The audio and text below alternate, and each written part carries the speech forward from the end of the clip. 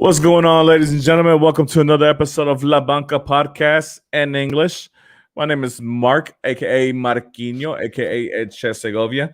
Well, kind of weird because Copa America is Brazil versus Argentina. I use an Argentine nickname and I use an Brazilian nickname. So I don't know what side of me wants to win. All right, what's going on, bud? Not much here. Fortunately, I had to miss the Spanish version, but we're here. We're here now. That's important. Yeah, that's what's up, man. Yeah, we had quite a heated conversation, a couple of topics that we're gonna go over here pretty soon, and pretty heated because it was some heated matchups. Obviously, we're at the finals for two major tournaments. I think we had four really good games. Two semifinals in Europe and two semifinals in South America. A lot of controversy, a lot of good plays. Obviously, a lot of good players going on. So it's going to be very interesting to see what happens in these finals. But before we go on with that, let's get right into it, man. With the one across the pond, Euro 2020 semifinals. Let's start off with Spain and Italy, man. Obviously, a matchup against two juggernauts of European soccer, well, world soccer overall. Two former World Cup champions, Italy winning it 4 times, Spain winning it once. Obviously, they've had all the glory. They've won multiple Euros between the two countries and things of that nature.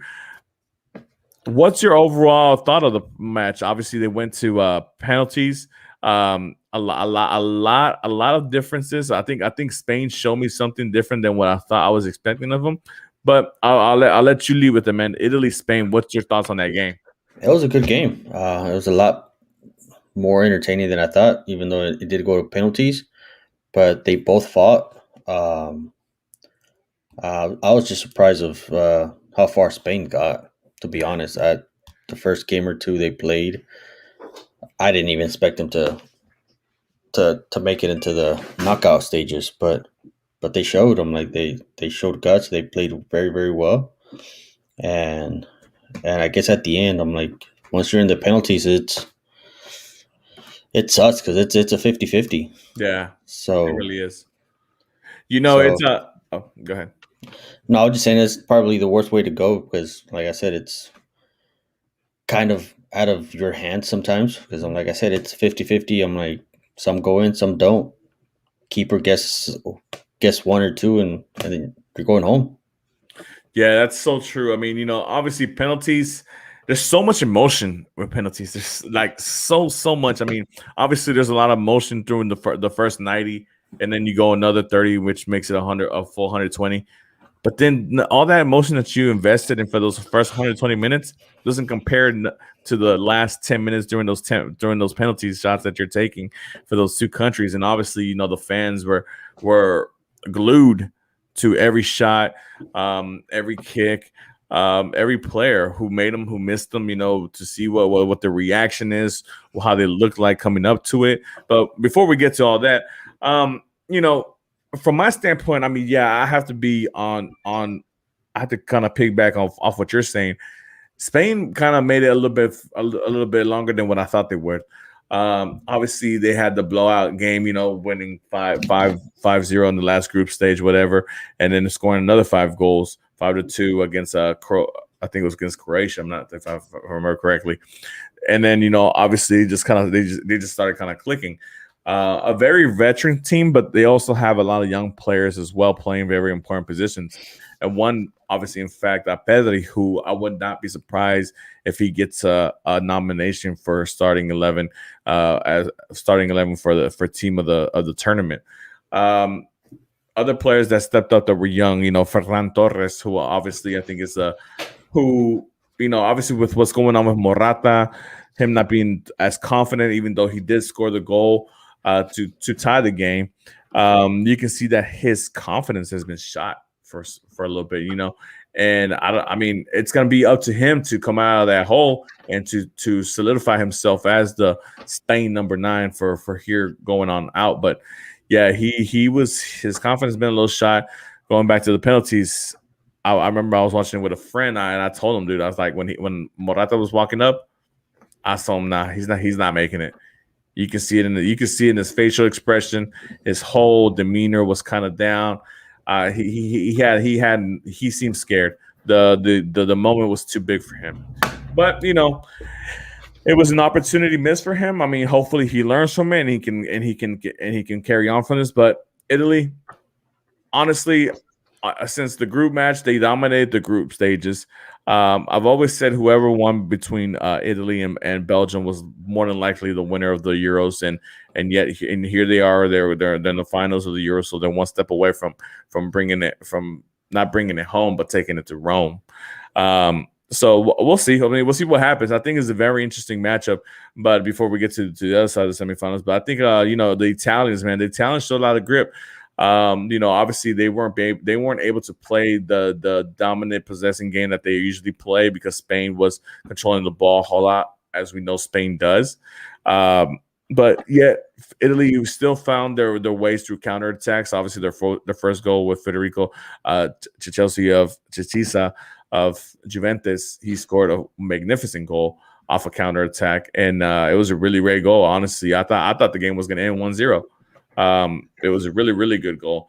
They had other opportunities that they didn't capitalize on, but at the end of the day, they went to penalties, and luckily the coin fell on their side, and they advanced. Anything you want to say about the Italians before we move on to the next semifinal match? No, pretty much like what you said. I'm like they started solid. I'm like they've been playing solid. I'm like they've been exposed by a couple teams that we didn't think that would have been as hard to beat. Going back to that Austria game, I think it was the first knockout stage.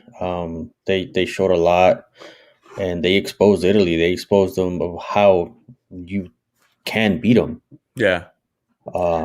So that's something that England should take into account.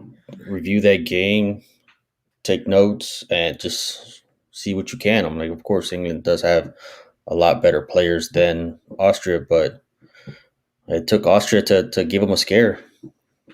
For sure. And obviously with Spain doing what they did to Italy by possessing the ball, I think it was somewhere 65-35 possession, if I'm not mistaken.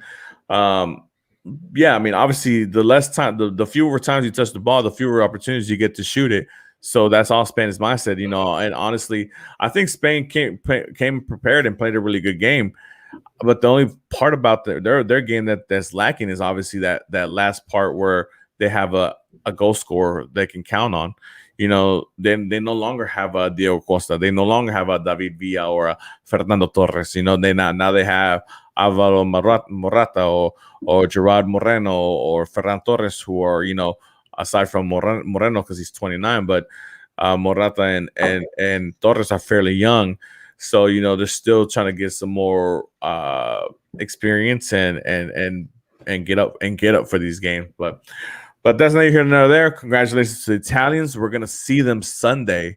The other side of the semifinal, a home game for England at Wembley Stadium. Wembley versus Denmark, the Cinderella story. Obviously, England wins 2-1, but it's not without any controversy. A penalty called that a lot of people don't deem as a penalty. Some people wonder why the referee didn't go back to review it or VAR, or why VAR called it a penalty.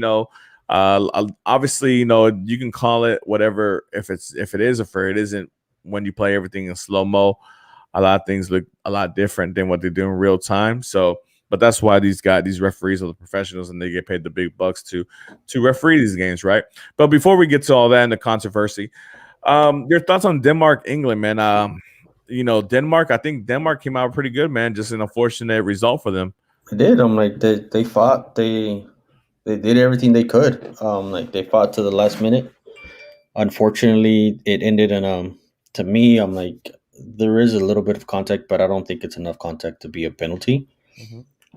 But that's neither or that's just my opinion. Mm-hmm.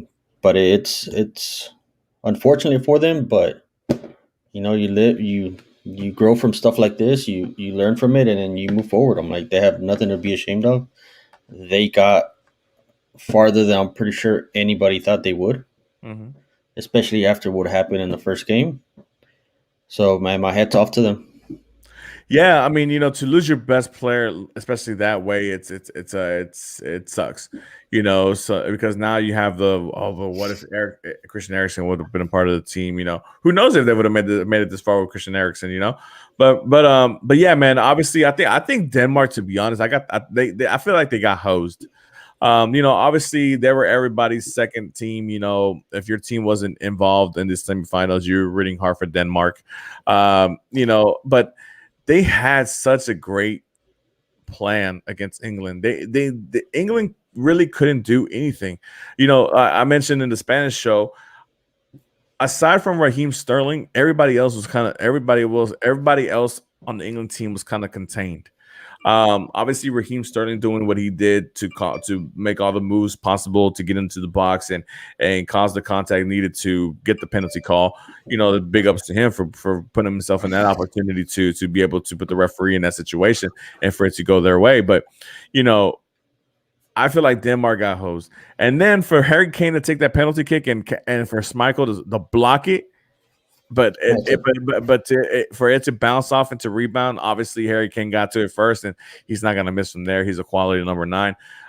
It's a shame, man. It just kind of hurt me a little bit, man, because I mean, I'm not gonna lie. It would have been a great story to see Denmark win their second Euro, especially because the whole Schmeichel connection. Because obviously his father won the 92 version with that Denmark team, and for his son to be able to win this version of Euros on top of the whole Eriksen situation, and obviously nobody thinking Denmark should be around here because obviously you're talking about giants. You're talking about Italy, Spain, England. Those are titans in European soccer. Denmark is not so much known as a world beater. They're kind of mid. They got some few good players here and there, but nobody thinks of them as a powerhouse in soccer. But hey, man. But shout out to Denmark and those players, man. They fought hard to the end. Like I said, just an unfortunate, controversial call that, in my opinion, I felt like it wasn't a penalty. I think you mentioned that you thought it wasn't a penalty. There wasn't enough contact for that. But in football, sometimes you need luck to go your way, or maybe you just need the luck of the queen, and the fact that you're playing on home soil. But that's neither here nor there. So, with that being said, we have a matchup of England versus Italy at Wembley Stadium on Sunday. Sunday. Aurelio, obviously looking ahead at this game, we can kind of conclude to the fact that we think Italy has been the more complete team in the tournament. England has been, aside from the Ukraine game, has kind of left something to be desired a little bit because of all the talent they have. But with that being said, it's one game. England has the advantage of it being in Wembley Stadium. Is it coming home or is it going to Rome? I'll give it to England just because they're going to have the home field. The home field advantage? The home field advantage. I mean, they almost lost with that home field advantage to Denmark. True, but they won. I guess you consider, what is this, 2 undefeated teams? 2 undefeated teams. Yep. Do you have a scoreline for us? It'll be tight. It'll be like a 1-0 or a 2-1. 2-1. I don't think it'll finish in the first 90. It'll finish in overtime. 120. Hey, I mean, I don't think it'll go to penalties, but I think it'll be 0-0, and then England will score 1 in extra time and win it, or it'll be 1-1, and then. I mean, shoot, man. I feel like we've had an unusual amount of overtime games, extra time games. I'm sorry. I mean, we've had an unusual amount of own goals. I won't be surprised if this game is won by an own goal. To be honest, it's kind of crazy how certain things have happened for this tournament. But I think I made a joke in the Spanish show. I was like, man, I wonder whose money is going to go longer, the money of the mafia money or the Queen's money. Which money is longer to sway the refs? But with that being said, man, I said it. I've been saying it since the show, since the Belgium Italy match. I said whoever won that matchup was basically going to take the Euros. So I have to stick with the Italians. I think, and I feel pretty good about the Italians, even though they're playing. Obviously, it's them against all of England. Uh, I feel really good about them. I think they're a composed team. They're not too young. They have a lot of experience. They have a lot of veteran players, and they have a lot of players that can play different positions and play different styles. I think, like we said, Mancini's just the perfect coach for that team. He puts a player in a position to succeed, and I think they have. I don't think that even though England does have the talent to keep the ball away from Italy like Spain did in the semifinal, I don't think England's style is that. Nor do I think Southgate plays to that style. So I think that's going to give Italy the advantage to hold control or possession of the ball more than what England does. So I'm going to go Italy. Um, what kind of scoreline do I want, man? I mean, it's a final, man, and there's two big clubs. I don't see nothing outrageous.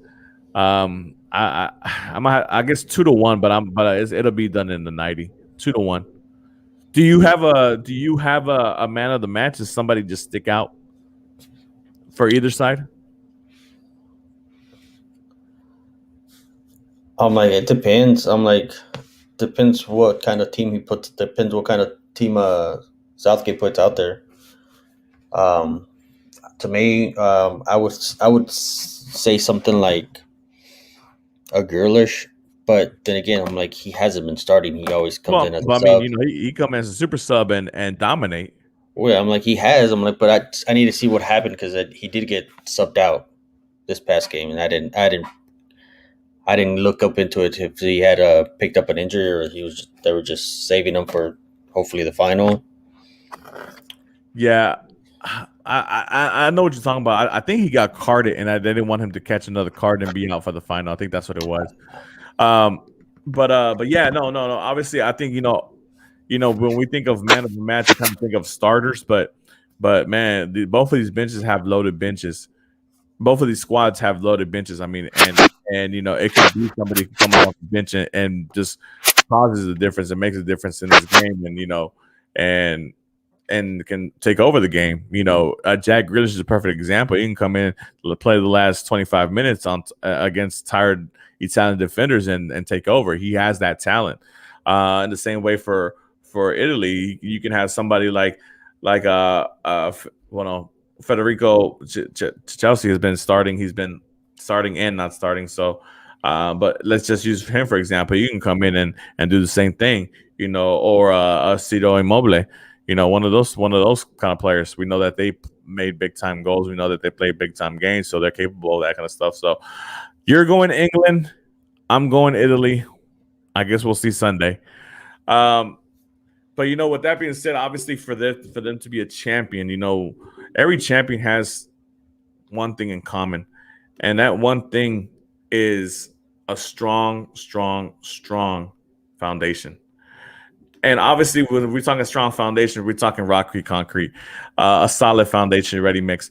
Guys, if you need to upgrade your patio, or you need to fix your parking lot at your house, or sidewalk, or you have a business and you need concrete to lay out to smoothen out your parking for your customers.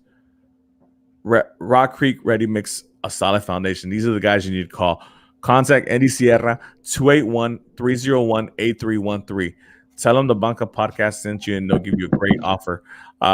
These guys are professionals. They just received an award for one of the best concrete in the city of Houston. So that's a great, great, great prize for them. So guys, contact Andy Sierra, 281-301-8313. And for those with CDLs, if you have at least 2 years experience and you're 25 years old and or older, contact Andy Sierra. They have a bunch of jobs available. 301-8313.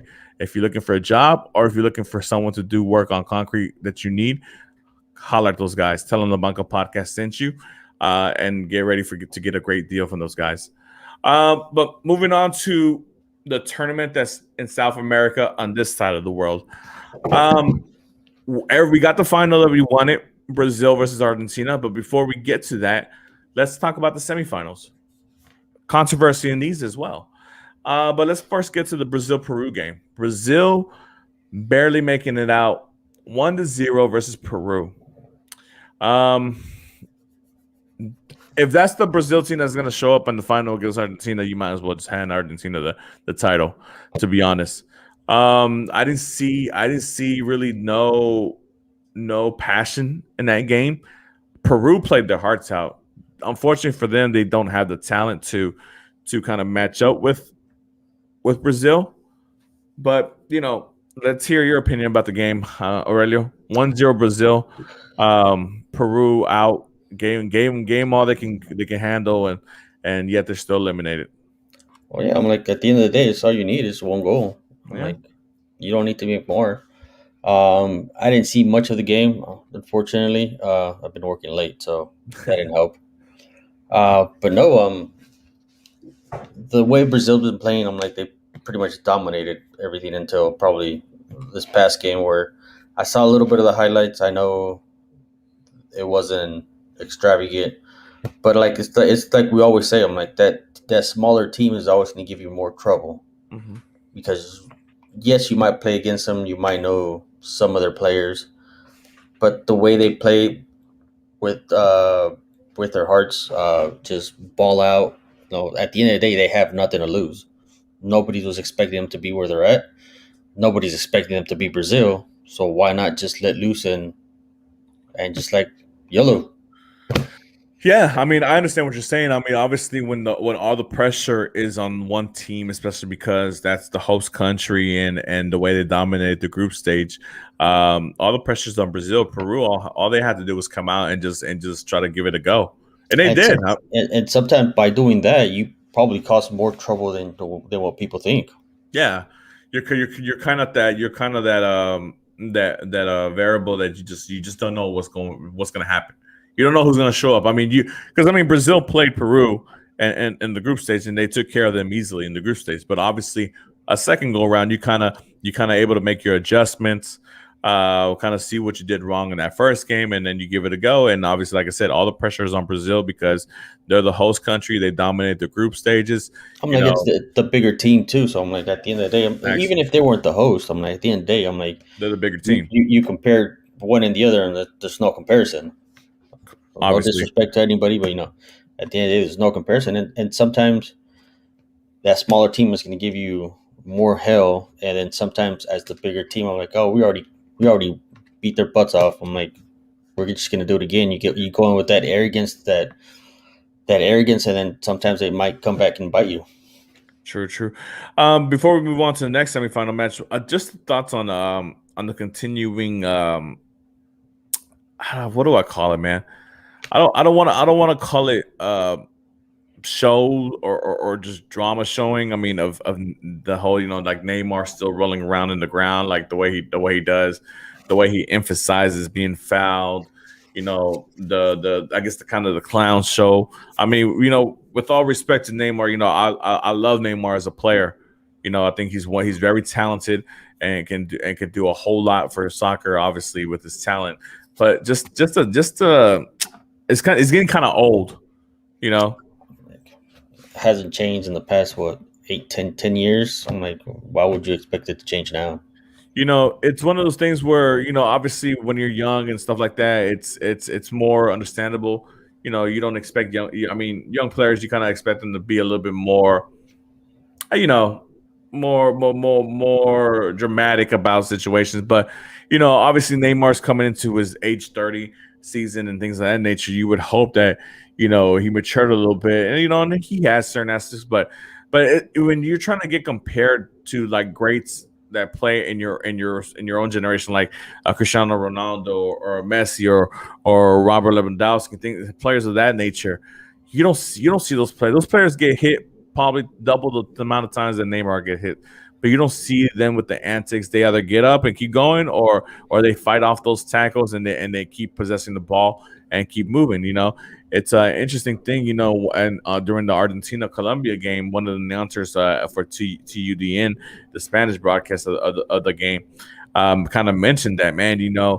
It's funny. It was a messy possession where it was basically 5 defenders against him, and they were pushing him off, knocking him off, and he still had control of the ball, and he could have easily fell down, and got the free kick or whatever, but he saw the opportunity to keep on going and make that extra pass to get a better position on goal.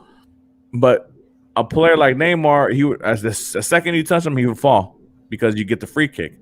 You know, um, I guess it's just a difference in mentality. I mean, I think when sometimes you're labeled or when you're deemed, like, hey, Nate, because that's what Neymar was. Neymar was basically like the replacement for Messi at Barcelona. So, and Messi and Neymar could be that type of player, but you know, injuries, bunch of other crap has kind of steered him away from that, and unfortunately, he hasn't been able to take that crown.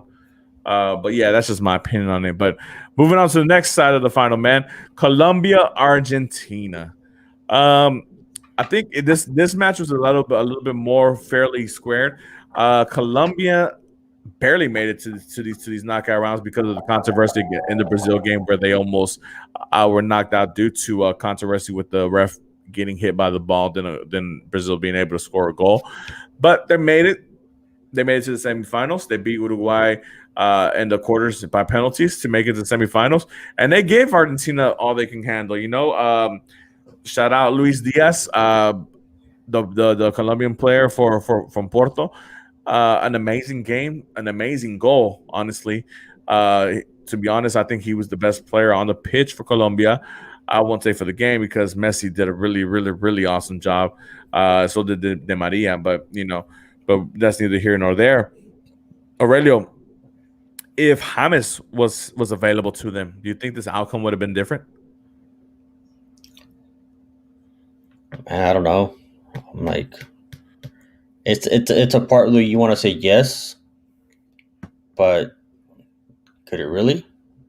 I'm like, it's No. it's it's a yes, maybe no. I'm like, it's hard to say yes. I'm like, James has been playing great for Everton this season. He I guess Yep. so. I guess you can call it his rebirth. His resurrection, yeah. So I'm like, he had an amazing season. I want to say he could have, but at the end of the day, I'm like, it's coulda, shoulda, woulda. I'm like, I can't say yes and I can't say no Yeah. because it's hard. Because I'm like, yes, he could have. I'm like, but at the same time, he probably could have made a mistake, and they probably wouldn't even gotten as far as they got. Also, Yeah, it's true. I mean, it's kind of hard to play hypotheticals and what ifs and all that stuff, and obviously we know James is a great player, and this year with Everton, he's kind of resurrected his career because obviously he was not doing anything in Madrid prior to that. But who knows? I mean, Argentina goes to penalties, and one of our one of our very own or ex goalkeepers for Arsenal, Emiliano Martinez, shows up as a star. well, A, technically, both of them are. yeah, a rising star. I think Argentina has finally found their number one goalkeeper. I mean, I know for a time there it was between Franco Armani and Martinez, but I think Martinez has solidified that he's the true number one for Argentina. Um, Man, what a showing, man! To block 3 penalties, um, that's top notch goalkeeping, and to get in the heads of Davison Sanchez and Yerry Mina, the second and third kicks that he blocked, he got in those guys' heads big time. I mean, I don't know which broadcast you watch. I know some people watch the FS1. I watched it on TUDN. If you read lips, Emiliano Martinez was out there just cursing up a storm and just getting in his head. Telling him he knows where he's gonna go. You're not gonna put this past me, and then to be able to back that up, amazing. What are your thoughts on ex Arsenal goalkeeper I'm Emiliano like, it's good, Martinez. good for him. I'm like, he worked his butt off to get where he's at. I'm like, Yeah. he wanted to be a number one, and he knew the only way that was going to happen is either convince him of being the number one at Arsenal or just let him go. Hmm. I'm like, Arsenal chose the other way. I'm like, they're both good goalkeepers. They're both. I'm not going to say they're both great. Like they're both good goalkeepers. Arsenal chose one way and just gave him the card and be, you know what, find a team that's willing to pay what we want, and then you're free to go. Yeah. So that's good for him. I'm like he deserves it. He's worked hard. And at the end of the day, I'm like, this is why he wanted to be a number one, because he wanted to have a chance to be able to do something like this for his team, for his Yeah. national team. Yeah, I mean, obviously he had a plan. He knew I think he understood the skill level he had because I think I remember in an interview when he was in Arsenal, he's like, you know, he came back to Arsenal. He didn't want to go on loan because he wanted to fight for the number one spot. Obviously, I think Bernard Leno got hurt and he did really well in those final 10 league games. Obviously, won an FA Cup and then obviously lifted the Community Shield with Arsenal. And then, obviously to do the job that he did right now with Argentina, I mean, it just comes to show, with perseverance and determination where you can get to. And shout out to him, man. He did a really great job. So with that being said, obviously our matchup is the matchup that everybody wanted for the final. Clásico Sudamericano, which is Brazil versus Argentina. Obviously, Brazil being the current Copa America holders, and Argentina looking for their first major title since 1993 when they won the Copa America against Mexico in the final of '93. Um, before I get to you and what you think is going to happen, and who and your prediction, um, obviously, I think we can all be in agreement that Messi has been the man of the tournament up to this point, 4 goals and 5 assists, and the 6 games. Um, is that still showing? Is that still showing his quality and how much he can affect the game? And does that all matter if he doesn't lift this title on Saturday? Well, at the end of the day, I'm like, whether we like it or not, we're all, I'm not gonna say measured, but we're all thought of, well, did you win? Did you win? I'm like, unfortunately, I'm like, I think he still has another 2 or 3 years in him. I'm like, he shows the quality he has, but unfortunately, it's always gonna haunt him and the whole Argentinian national team if they don't win. Yeah, because I can remember the 2014 World Cup where they came in second place to Germany. He won the Golden Ball, and not many people remember that because he didn't really accept it with full grace because he didn't care. He wasn't there for individual accolades. He wanted that World Cup trophy, you know, to just stop all the naysayers, because obviously his comparisons aren't to players of the now. His comparisons are to the players of the past, Pele's, Maradona's, Johan Cruyff, players of that nature. So, he knows what international titles mean as far as a complete player, not just on the club level, but international level with your country as well. And to see the heartbreak that he had from that 2014 edition of the World Cup I just hope history doesn't repeat itself, right? Because obviously we know I think he's kind of guaranteed already the golden ball for this tournament because the next closest person as far as points with goals is Neymar with 5, and I just mentioned Messi has 4 goals and 5 assists, so that's 9 points for him. But with that being said, Brazil, Argentina, what do you look for? What are you expecting? Do you see anybody being a man of a match that really shines in this match? Man, it's to be interesting because we can all say it could be between Neymar and Messi, but seeing what Emiliano did, I'm like you could have 2 or 3 big stops, and that Yeah, could be a difference. yeah, So I'm like, just because Messi's Messi, like, he'll probably end up getting it regardless. But sometimes you think of, well, what else can be done, and then Emiliano pretty much showed it this past game with those 3 stops, that he could be a difference maker. Yeah, and it's interesting because Emiliano and Edison are probably gonna they're probably fighting for goalkeeper of the tournament, and it's probably gonna come down to whoever wins this match, obviously. So, yeah, man, this match is very complicated because, like I mentioned before, if Brazil comes in like the Brazil that came in, against Peru, I don't think they have I don't think they have a chance. But if you get the Brazil that was dominating in the group stage, then obviously Brazil. I mean, with all the talent they have, I mean, you're talking about Neymar, Richarlison, Casemiro, players of that nature that can really attack the ball and know how to play together and enjoy playing together. They can create a lot of havoc on the pitch and make it difficult for an Argentine team who we all understand that for the last 10, 15 years, Argentina has been very top heavy as far as attacking, and their defensive side has been kind of lagging. It still be the case here, but hopefully, we'll see what happens. I mean, obviously, where my heart lies. I do love the Brazilian team. Don't get me wrong. I am a Brazil fan as well. Like I mentioned before, I am a Neymar fan as well, but man, my heart lies with Argentina and obviously with Messi. And I hope, I really do, that he ends up lifting up this Copa America. Just so so the naysayers don't have anything else to say, about his international career, because I don't know how people can be so negative towards his international career when he's led his team to 4 international finals. Well, now 5 with this one, and obviously 2 of them being lost on penalty kicks, a World Cup being lost in the extra time. It's been right there for them. It's just, it hasn't gone their way. So, but neither here nor there. Aurelio, scoreline. Who wins it?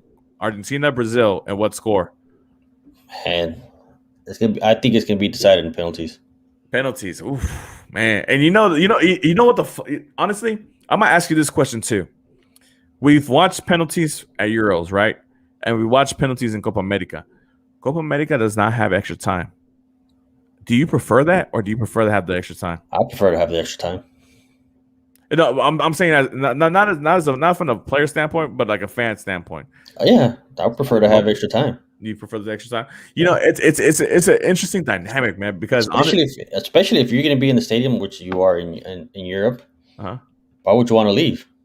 True. Why would you want it to finish? You wanted to keep going. Yeah, it's true. And they got fans over here. They don't got fans, so I mean, it might have been for that decision too. But it's an interesting dynamic, man. To finish the 90 minutes and then to go straight to penalties. It's very interesting because especially in the knockout round, you expect another 30 minutes if you're tired, whatever. So you're kind of in the mindset that I still got some time to go and create and make something happen.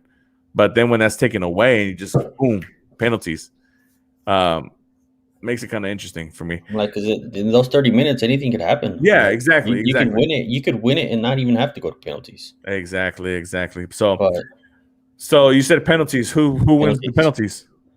Man, it's hard to say. Well, let's say I'm not a big fan of either one of those 2 teams. So, who do you think has the better penalty takers? Man, they both have good goalkeepers. Yeah, both. Man, talk about that. You're worried about scoring. I'm like, both have good goalkeepers. Yeah. So it'll be hard. It's gonna be hard. I'm like, it's hard to say. Who you taking, man? Come on. I'm not taking anybody. Just pick a squad. Pick a squad. Man, it's hard because I really don't like either one of them. So take the lesser of the evils. Take the lesser of the evils. The lesser of the 2 evils. Go referees. Oh man, if this Copa America ends up being decided by a controversial penalty, let's just not think about it. But yeah, I'm gonna go with my heart, man. I'm gonna go with Argentina. I just feel that this is their time. This is their moment to finally get that done for Messi. And for Messi to do it for himself, because obviously I think if Argentina have any chance to win this Copa America, he obviously has to come out big and have a big game himself. But yeah, so we'll see, man. This game is on Saturday at 7 p.m. Central Standard Time. So we'll be lifting up a trophy. Somebody will be lifting up a trophy Saturday night. So we'll see what happens. But with that being said, obviously those two big tournaments are coming to an end.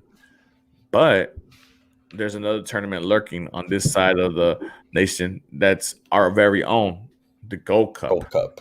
The Gold Cup. It starts this Saturday with the first game being Curucal versus my precious El Salvador at 4 p.m. and followed by the Copa America final, then followed by Mexico, Trinidad, Tobago at 9 o'clock, the Central Standard Time on Saturday night. This is basically Mexico's tournament to win, honestly. We spoke about it on the Spanish show. Obviously, we saw the players that the U.S. select, a very MLS heavy lineup. I think they only had like three or four European based players, but not the big name players that you're thinking. There's no Pulisic, there's no Reina, there's no McKinney, there's no Tyler Adams. We're talking about Matthew Hoppe from Schalke 04 Bundesliga, who came to rise to fame a little bit because he scored a hat trick in the Bundesliga game. Daryl Dikey, who was with Barnsley in the championship in England, but is now back with Orlando City. But he's a hot name. So I won't be surprised if after this tournament somebody from Europe picks him up. He had a great loan spell with Barnsley that took him to the playoffs and almost got him qualification for the Premier League, but felt just short. I believe they lost to Swansea. I'm not too sure, but they made a nice run at the end, but didn't complete the whole thing. So Aurelio, obviously this is basically Mexico's Gold Cup. If this doesn't happen, obviously we know that's a huge disappointment. Let's not talk about either or for USA or Mexico. Is there another team that can possibly, come out and show off and maybe make it to a final and maybe make it a hard matchup for Mexico if they meet at the final? Man, Honduras. That's what everybody said in the Spanish show, man. Everybody was hopping on Honduras, man, because Pato, our one of our new correspondents, he said, I believe he says I'm not quoting him directly, but he says that Honduras has the second best coach in this region, and they have the third best squad. They have quite a bit of European based players, and they have a lot of players that are playing in different leagues. Which is true. I mean, obviously, Anthony Lozano plays for Cadiz in La Liga. Albert Elise plays for Boa Vista in the Portuguese First Division. And there's other players as well. That's one of the teams that comes to mind. But at the same time, you also have to keep in mind how many of those players that are in the Tokyo squad would be in this team. Yeah. Well, the thing is, the Tokyo games are a big opportunity for Honduras as well. But you can only take 3 senior players to that tournament. But some of these younger players are really good, and I'm pretty sure some of these younger players would have made maybe not a starting role, but I'm pretty sure they would have been in that team. Yeah, but I think if you're talking about, well, I mean, who knows? I mean, obviously, I think the Olympics are not as prestige from a soccer term as a regional tournament like a Gold Cup or a Copa America or a Euro Championship. Yes. But I also have to keep in mind, I'm like, yes, it is the Gold Cup, but the winning of it has no meaning. No, well, yeah, not anymore because there's no more Confederation Cup. But it's interesting. I mean, because obviously, I think everybody's so focused on is Mexico gonna have a huge letdown because they're basically taking their A team. Everybody, Chucky Lozano, Tecatito, Diego Lanes, Aguarrado, Herrera. Basically, everybody's going. Well, yes, because I'm like, you have to take advantage of these. That's one of the things that I think the U.S. is making a mistake. To me, because I'm like, there's such a young team. you want them to play more games together. No, and I understand that, but this is my counter towards that. I think that the U.S. because of the fact that they're looking at the bigger objective and they want to qualify for the World Cup, right? The World Cup 2018, them not qualifying was a huge step back, right? It was a huge failure for the federation.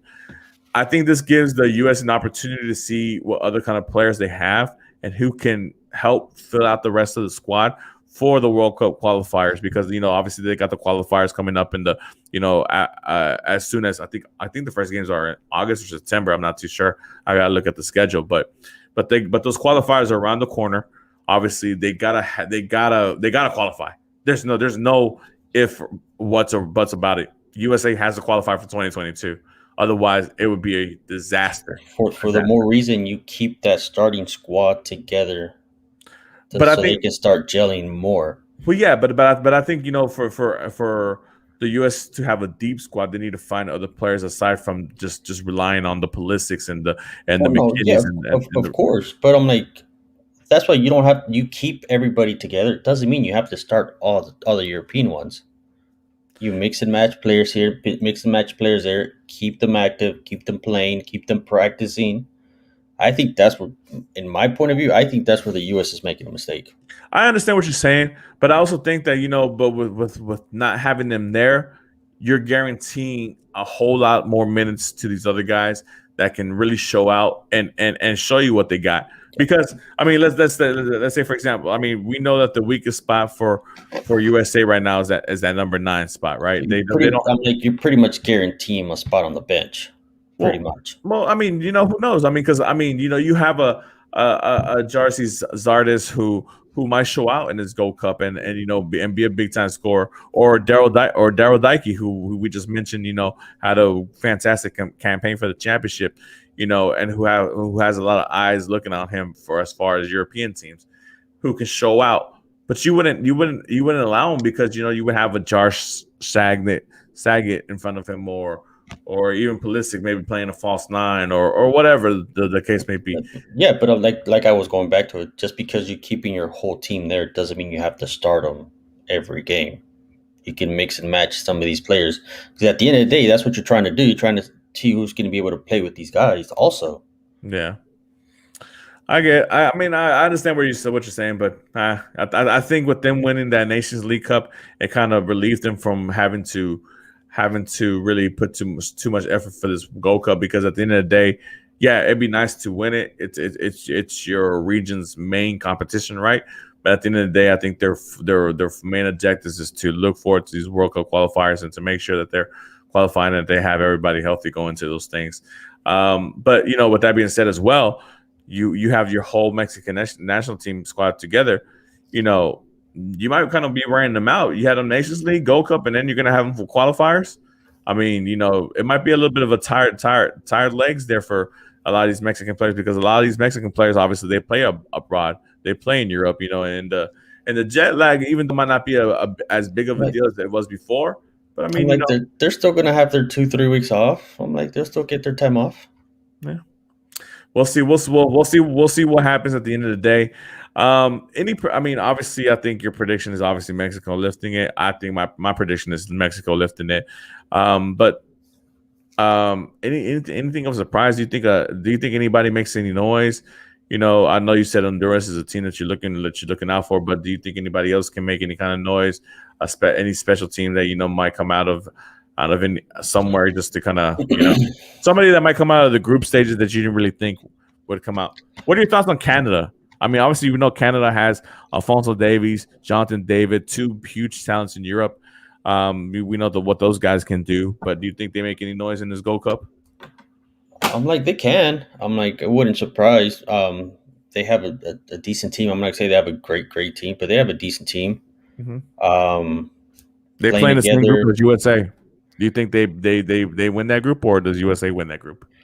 Wow, it'll be hard. I'm like, I know some of those players also play here in the MLS, so Yeah. it'll be pretty much a regional MLS game, I guess, if you want to call it, with the exception of a couple players here and there. but I'm like it'll be interesting. I haven't seen much besides those two players that you just mentioned. But it's they can have their ups and downs. I'm like, you think they're going to be doing good, and they really don't perform, and then when you count them out, they kind of start balling out. I got you. I got you. Well, obviously, I'm hoping for a good showing for my Salvador.